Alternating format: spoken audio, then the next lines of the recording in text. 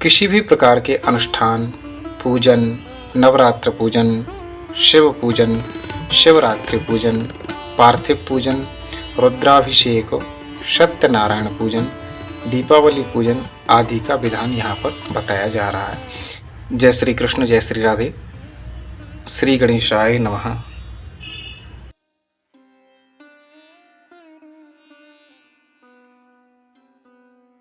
आज इस वीडियो में हम समझेंगे कि पूजन किस प्रकार किया जाता है, पूजन का क्रम क्या रहता है, पूजन में किस प्रकार जो मंडल आदि हैं उनको रखा जाता है, पूजन में भगवान का स्थान कहाँ कहाँ पर किन किन देवताओं को किस किस स्थान पर रखा जाता है, दीपकों को किस साइड में रखा जाता है, तेल का दीपक हो, घी का दीपक हो, उन्हें किस दिशा में रखा जाता है, कलश को किस दिशा में रखा जाता है, चंदन आदि पुष्प आदि को कहाँ कहाँ पर रखा जाता है, आसन कहाँ पर होना चाहिए हमारा, उन चीज़ों को भी हम संपूर्ण वीडियो में जानेंगे। आशा करूँगा आप वीडियो को अंत तक देखेंगे, ध्यान से देखेंगे। तो प्रारंभ करते हैं। देखिए, किसी भी प्रकार के अनुष्ठान, पूजन, नवरात्र पूजन, शिव पूजन, शिवरात्रि पूजन, पार्थिव पूजन, रुद्राभिषेक, सत्यनारायण पूजन, दीपावली पूजन आदि का विधान यहाँ पर बताया जा रहा है। यानी ये जो विधान बताया जा रहा है यहाँ पर, ये जो विधान बताया जा रहा है, ये इनसे आप इतनी चीज़ों में पूजन कर सकते हैं, इनसे ज़्यादा भी कर सकते हैं। यहाँ पर जो जो लिखा है इनसे ज़्यादा भी आप पूजन कर सकते हैं। ये सभी के लिए विधान यहाँ पर बताया जा रहा है। एक बार मैं दोबारा बता देता हूँ।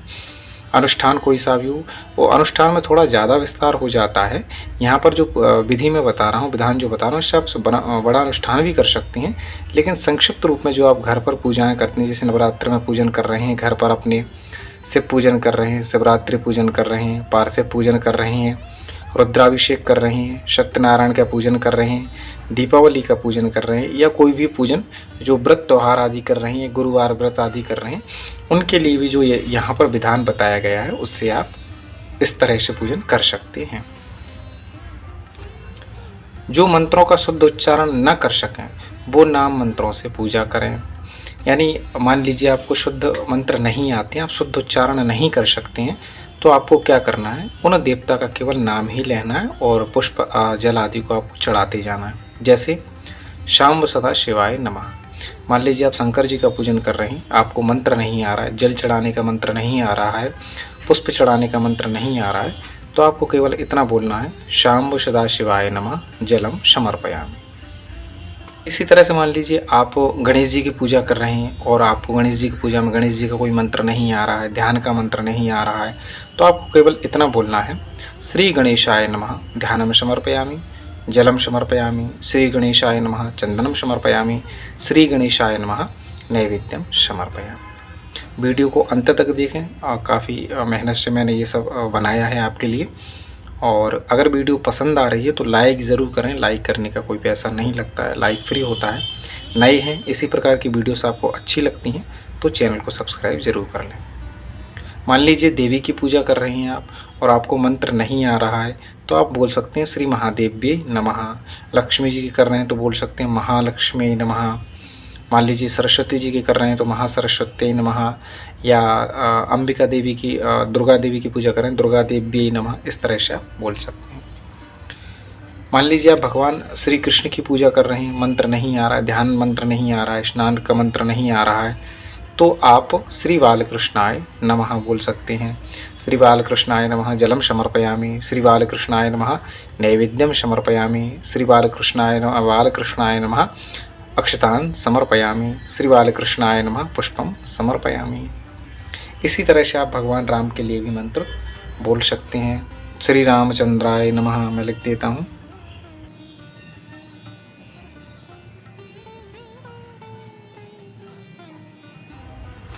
इस तरह से आप भगवान राम के लिए भी पूजा करते हुए मंत्र बोल सकते हैं। श्री रामचंद्राय नमः जलम समर्पयामि, स्नानम समर्पयामि, पुष्पम समर्पयामि, नैवेद्यम अक्षतान समर्पयामि, धूपम दर्शयामि, दीपम दर्शयामि, श्री रामचंद्राय नमः। इस तरह से अब हम नीचे देखते हैं जिसके लिए हमने वीडियो बनाई है। इसी के लिए हमने महत्वपूर्ण रूप से क्रम को बनाया है समझने के लिए। मेरे पास कई बार कमेंट्स भी आए हैं कि हमें क्रम जानना है, क्योंकि क्रम पुस्तकों में दिया रहता है लेकिन वो विस्तार से दिया रहता है। जो घर के लिए हम पूजा करते हैं उसका क्रम उस रूप में, संक्षिप्त रूप में नहीं दिया रहता कि किस तरह से हम तैयारी कर लें और अपने आप ही पूजन को कर लें, या हम तैयारी पहले से करके रख लें, पंडित जी को बुलाकर हम पूजन कर लें। यानी क्रम नहीं दिया रहता, विधान नहीं दिया रहता बहुत सी पुस्तकों में ज़्यादातर, या दिया रहता है तो वो विस्तार से रहता है, समझ में नहीं आता। तो यहाँ पर मैंने कोशिश करी है सरल रूप से समझाने की, जिससे कि आप समझ पाएँ कि घर में जो आप पूजा कर रहे हैं, मान लीजिए दीपावली का पूजन कर रहे हैं या आप अन्य कोई पूजन कर रहे हैं, नवदुर्गा आदि में पूजन कर रहे हैं, तो आप घर में किस प्रकार से पूजन कर सकते हैं। पंडित जी को बुलाकर कर सकते हैं। मान लीजिए कोई ऐसी पूजा है जिसमें पंडित जी को नहीं बुलाया जाता, जो माताएं बहनें अपने घर में ही पूजन करती हैं, तो वो भी इस रूप से यहाँ इस विधान को समझकर पूजन कर सकती हैं। देखिए, सबसे पहले हमें ध्यान रखना है दिशाओं को, हमें दिशाओं का ध्यान रखना है। ये पूरब दिशा है, ये पश्चिम दिशा है, इस साइड ये पश्चिम, नीचे ये लिखी है पश्चिम, पूरब पश्चिम, और ये उत्तर है और ये दक्षिण है। तो हमेशा पूजा का मुख जो है, जो पूजा हमें करना है वो किस दिशा की ओर मुँह करके करना है, पूरब दिशा की ओर मुँह करके पूजा करना है। मान लीजिए पूरब की ओर नहीं कर पा रहे हैं तो उत्तर की ओर मुँह करना है, लेकिन कोशिश हमें ये करना है कि पूजा जो करें आप पूर्व दिशा की ओर मुँह करके ही आपको करना है। हमेशा प्रधान देव जो होते हैं उन्हें बीच में ही बैठाला जाता है। उनके लिए जो चौकी लगाई जाती है वो प्रधान पीठ जो होती है वो हमेशा बीच में होती है यहाँ पर।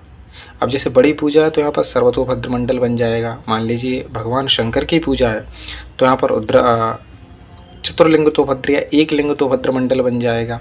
मान लीजिए यहाँ देवी की पूजा प्रधान रूप से की जा रही है तो गौरी तिलक मंडल बना दिया जाएगा। मान लीजिए कोई मंडल नहीं बना रहे हैं आप, तो यहाँ पर जो देवता हैं उन्हें प्रधान रूप से यहीं बैठाला जाएगा। जैसे शंकर जी हैं तो यहाँ बैठाला जाएगा, भगवान राम है, कृष्ण, तो भी उन्हें यहीं पर प्रधान रूप से बीच में ही बैठाला जाता है। अब प्रधान पीठ के इस साइड में यानी बाईं ओर, हमारे बाईं ओर साइड में नवग्रह मंडल स्थापित किए जाते हैं। उत्तर दिशा की ओर नवग्रह मंडल बैठाले जाते हैं, मंडल स्थापित किया जाता है, पूजन किया जाता है इस साइड में। तो हमेशा ध्यान रखें प्रधान पीठ के बाईं ओर नवग्रह मंडल की स्थापना करें। प्रधान पीठ के दाईं ओर यानी दक्षिण दिशा की ओर षोडश मातृका मंडल का स्थापना की जाती है। षोडश मातृका सप्तघृत मातृका मंडल की स्थापना इस साइड ही की जाती है। तो ये बात हमेशा ध्यान रखें, प्रधान पीठ के दक्षिण दिशा की ओर षोडश मातृका और प्रधान पीठ या प्रधान देव के उत्तर दिशा की ओर नवग्रह मंडल को रखा जाता है। इस तरह से आपको 3 चौकियाँ रखना है और तीनों चौकियों पर इसी रूप से आपको बनाना है। इससे ज़्यादा चौकियाँ भी आप रख सकते हैं, उसके लिए फिर और विस्तार हो जाता है। गौरी गणेश मंडल जो है आपको आगे चौकी पर मंडल बनाकर विराजमान करने हैं। अष्टदल कमल बनाना है आपको और वहाँ पर गौरी गणेश को विराजमान करना है। तो ये प्रधान पीठ के जस्ट सामने ही आप रख सकते हैं। और गौरी गणेश मंडल के आगे ही आपको कलश रखना है, मिट्टी का कलश, उस पर आम के पत्ते रखना है, नारियल रखना है। सुंदर रूप से आपको यहाँ पर कलश के नीचे आपको गेहूँ रखना है या सप्तधान्य जो भी आप रखना चाहें रख सकते हैं। तो इस क्रम से आपको रखना है। मैं दोबारा बता देता हूँ, प्रधान पीठ, प्रधान देव राम कृष्ण शंकर जी माता देवी जो भी हैं प्रधान देवता, उन्हें यहाँ पर विराजमान करना है। नवग्रह मंडल इस तरफ रखना है और प्रधान पीठ के इस साइड में षोडश मातृका को विराजमान करना है। प्रधान पीठ के सामने ही गौरी गणेश को विराजमान करना है और गौरी गणेश के सामने ही कलश को विराजमान करना है, कलश की प्रतिष्ठा करना है। अब हमें देखना है कि जैसे ये हमारा आसन है, यहाँ हम बैठ के पूजा कर रहे हैं पूरब की ओर मुँह करके, तो हमारे बाईं ओर क्या क्या होना चाहिए और हमारे दाईं ओर क्या क्या सामग्री, पूजा सामग्री होना चाहिए, वो हम जानेंगे। तो सबसे पहले हम जानते हैं दाईं ओर। यहाँ हम बैठे हैं तो हमारे दाईं ओर होना चाहिए तेल का दीपक, धूपदानी, जलपात्र और घंटा। एक बार और देख लेते हैं। ये तेल का दीपक मैंने बनाया है। तेल का दीपक होना चाहिए हमारे बाईं ओर। धूपदानी और धूप अगरबत्ती आदि धूप बत्ती जो हम लगा रहे हैं वो हमारे बाईं ओर होना चाहिए। जल का पात्र बाईं ओर होना चाहिए। घंटा बजाने के लिए हमारे पास रखा है तो उसे भी हमें बाईं ओर रखना चाहिए। घृत का दीपक, घी का दीपक हमेशा दाईं ओर रखा जाता है। हमारे दाईं ओर घृत का दीपक रखा जाता है। जल से भरा हुआ शंख, ये भी हमें दाईं ओर ही रखना चाहिए। हमारे दाईं ओर जल से भरा हुआ शंख और घृत का दीपक रखें। हमारे बाईं ओर तेल का दीपक, धूपदानी, जलपात्र और घंटा रखें। सामने क्या क्या रखना है? घिसा चंदन, घिसा हुआ गाढ़ा चंदन जो है वो हमारे जस्ट सामने ही रखें, और पुष्प ये हमारे सामने रखें। नैवेद्य तैयार करके हमारे सामने रखें। भोग लगाएं तो जो पीठ है उसके सामने रखकर उसके चारों ओर जल समर्पित करके ही भोग लगाएं। जैसे मान लीजिए नवग्रह मंडल का भोग लगा रहे हैं तो उनके जस्ट सामने रख दें नैवेद्य को, और चारों बगल ऐसे जल घुमाकर नैवेद्य का भोग लगाएं। प्रधान पीठ का नैवेद्य का भोग लगा रहे हैं तो यहाँ रखें या यहाँ रख दें। मान लीजिए मंडल साथ में है दोनों, तो यहाँ रख दें। नवग्रह के लिए यहाँ, प्रधान पीठ के लिए भी यहाँ, और गौरी गणेश मंडल के लिए भी यहाँ। कलश के लिए यहाँ नैवेद्य, और षोडश मातृका के लिए यहाँ नैवेद्य। इस तरह से आपको रखना है। चारों बगल भी आप कलश रख सकते हैं। यहाँ पर कलश रख सकते हैं, यहाँ पर कलश रख सकते हैं, यहाँ पर कलश और यहाँ पर कलश, चतुर्वेदों के लिए रख सकते हैं। तो इस तरह से आप इस मंडलों को सजा सकते हैं। ये जो मैंने विधान बता रहा हूँ मैं, ये जो विधान, ये आप घर की पूजा के लिए भी उपयोग कर सकते हैं। मान लीजिए आप नवग्रह मंडल नहीं बना पा रहे हैं, षोडश मातृका मंडल नहीं बना पा रहे हैं, तो घर की पूजा के लिए प्रधान देव को विराजमान प्रधान देव को विराजमान कर दें, गौरी गणेश को विराजमान करें, और कलश देवता, कलश तो लगभग हर पूजा में पूजन किया ही जाता है। घर की अगर माताएं बहनें भी पूजा कर रही हैं घर पर, तब भी वो कलश का पूजन तो करती ही हैं। तो आपको कलश को भी इस क्रम में ही विराजमान करना है। तो आशा करता हूँ आपको वीडियो अच्छी लगी होगी। कुछ भी पूछना हो कमेंट करके ज़रूर पूछें, और लाइक ज़रूर कर दें। नए हैं तो चैनल को सब्सक्राइब कर लें, पुराने हैं चैनल को सब्सक्राइब नहीं किया है तो चैनल को ज़रूर सब्सक्राइब करें, जॉइन बटन को दबाकर चैनल के मेंबर ज़रूर बने। और कुछ भी पूछना हो तो कमेंट करके ज़रूर पूछें। मैं सभी वीडियोस के प्रश्नों के उत्तर देता हूँ वीडियोस के नीचे। तो आशा करूँगा आपको वीडियो अच्छी लगी होगी। जय श्री कृष्ण।